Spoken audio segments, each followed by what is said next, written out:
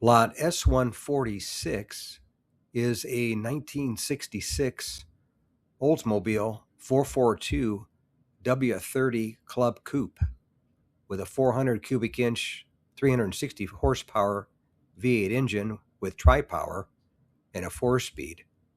And it bid to $75,000 but did not sell on Saturday, November 1st.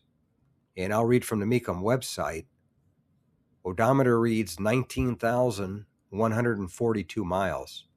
And the highlights are documented with the original bill of sale, order copy, finance records, and many receipts from the late 1960s.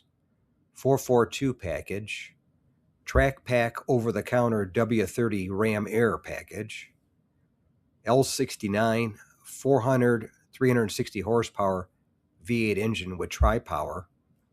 Engine has correct codes and related items. Close ratio 4-speed manual transmission. Heavy-duty manual steering. Locking differential. And code TT bright gold with code 14 gold vinyl interior.